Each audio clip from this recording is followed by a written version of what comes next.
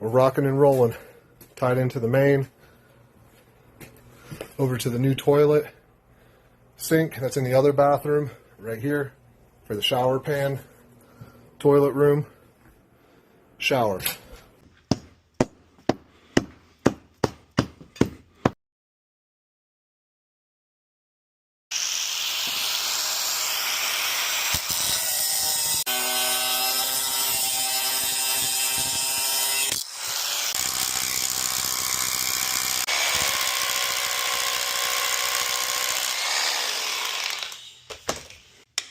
Oh yeah.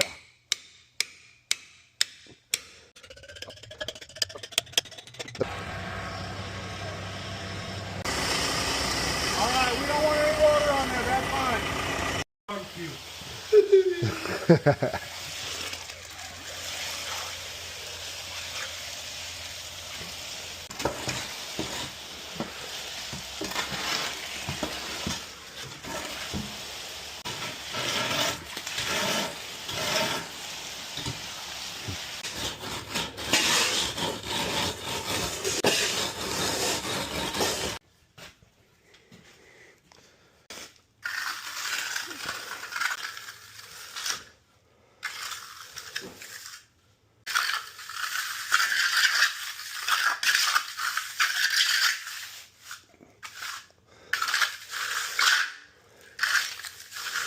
Good morning, everybody.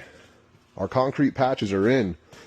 If you saw yesterday, I poured around some forms. I left this area open because I'm going to use either a HydroBan or a Schluter drain system with a dry pack pan.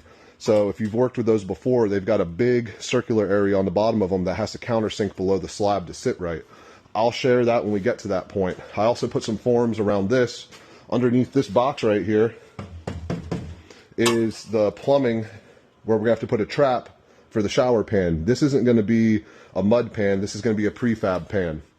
But anyway, what I'm going to do now is I'm going to go around this entire perimeter with my floor scraper, and I'll just hit the edges because it's hard on these edges, especially with excess thin set left over and just the cut not being perfect, to get a nice smooth patch. We'll just hit it while that concrete's still a little soft, and just make sure we're sitting pretty flat around all our edges. And just out of curiosity, we'll go ahead and put a 4-foot level on it and just check a couple areas and see how flat we are. So we're sitting relatively level, but I'm not looking for level as much as I'm looking for flat. And it looks pretty flat. So it's a good patch all in all. We'll go around, check the whole area. If an area needs to be knocked down a little bit, we'll knock it down while we're scraping.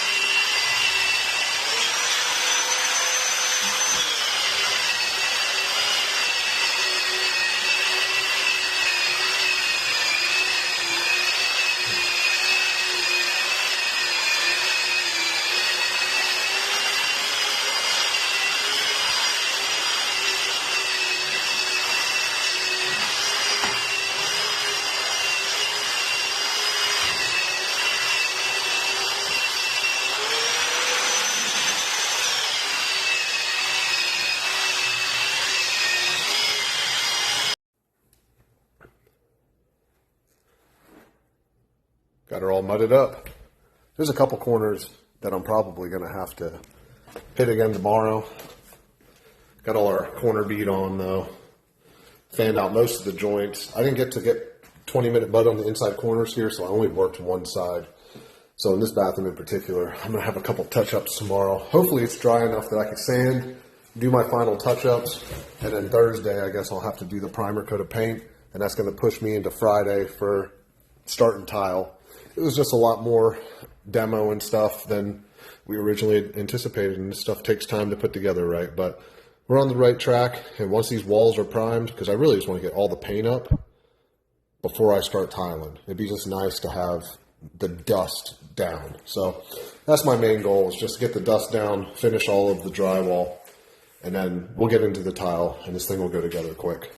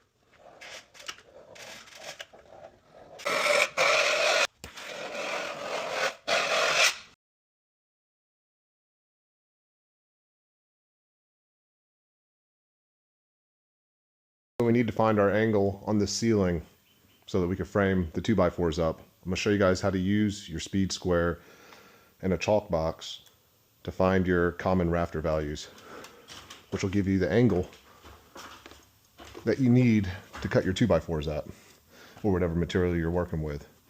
So I've hooked on the end of my speed square and then overlap the string on the pivot point. I'm going to put this pivot point against the surface I need to meet, and I'll let the string hang. This string will hang perfectly plumb because of gravity. And you can see here my common value, looking for the common, is 5, which is 23 degrees. So all of these 2x4s will be cut on a 5 pitch at 23 degrees, and that will meet perfectly to the top of the ceiling when we build this wall up to meet this vaulted ceiling.